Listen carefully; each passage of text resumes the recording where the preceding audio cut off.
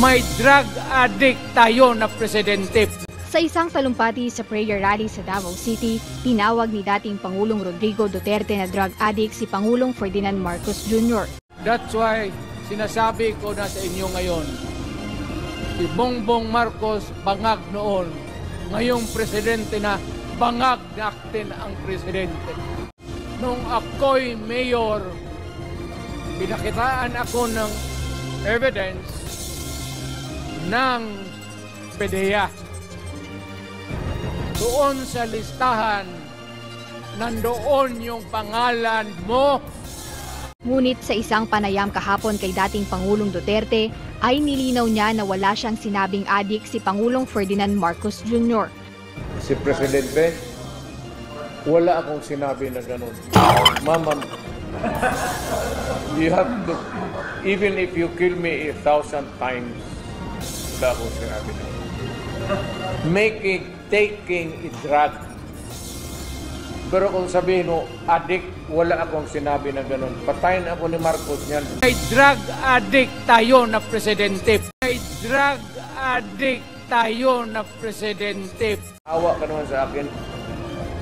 Matanda na ako.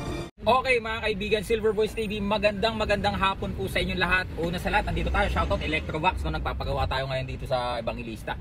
Okay, sige, pag-usapan natin itong mga kaibigan. Ito pong post na naman courtesy of Sa Totoo Lang Extreme. Bakit po? Dahil po si Digong, former President Rodrigo Duterte just denied, itinanggi po niya, calling President Marcos a drug addict. Tinanggi po niya na sinabi niya daw yun, ano? Basahin po natin to. Gagayahin ko yung boses ni Digong, no?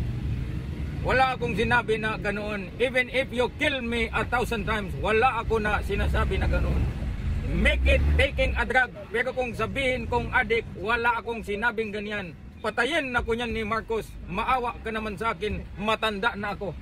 Yan ang sabi po ni Digong, former President Duterte, mga kaibigan. Ngayon, hindi ko po na malaman kung nakakalimutan, nagiging makakalimutin na po si former president or what, kasi pati yung dati niyang sinabi sa sa campaign noon, na sabi niya, magsakay ako sa jet ski, punta ako ng West Philippine Sea, dala ko yung bandila natin, itusok ko talaga yan sa mga isla natin, sabihin ko sa mga Chino, alis kayo dito.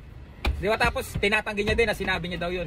Ngayon, naging malaking issue po ito. Bakit? Kasi di ba po nag-prayer rally sila sa Davao. Galit na galit sila kay Presidente Marcos, kay House Speaker Martin Romualdez. Tinawag niyang addict si President Bongbong Marcos. May drug addict tayo na presidente. Si Baste naman, nananawagan na mag-resign na si BBM, mga kaibigan. Ngayon, mga kaibigan, panoorin natin to. Tingnan natin kung hindi ba talaga niya sinabi. Panoorin natin to. 3, 2, 1. May drug addict tayo na presidente. May drug addict tayo na presidente. May drug addict tayo na presidente.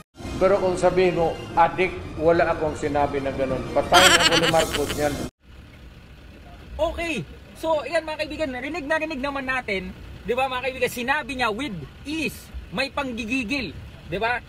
Na ganito daw, na drug addict nga daw si Presidente Marcos. Ngayon, dito ka mapapaisip, bakit po ngayon, former President Duterte, you are denying that you called President Marcos a drug addict? Hindi ho ba? Lahat po ng mga statements ninyo recorded on video. Di ba ho? Naging malaking balita po yan. Di ba? At kasunod pa dyan, yung panawagan yung ihiwalay ng Mindanao sa Pilipinas. Ngayon, talagang, di ba, bakit po ganon? Ano po bang balak nyo, former President Duterte? Di ba ho? Kayo po ba ay nakakalimutan nyo na yung mga sinasabi nyo, nag-uulyanin ho, o nagsisinungaling ho? Di ba, taong bayan, kayo na ho ang magsabi, kayo na ho ang maghusga. Base po dito sa mga dati niyang sinabi at sinasabi niya ho ngayon. Ayan po. So, sa akin din, no, former President Duterte, siguro maging aral po yan sa inyo. Huwag po kayong salita ng emosyonal po kayo, no? O base lang sa nakakamdaman o sa emosyon ninyo o sa galit ninyo.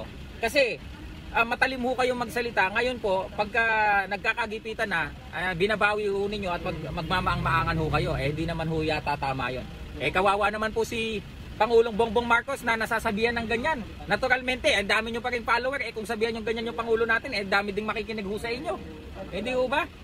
So yun lang mga kaibigan, magandang hapon po, Silver Voice TV. Peace.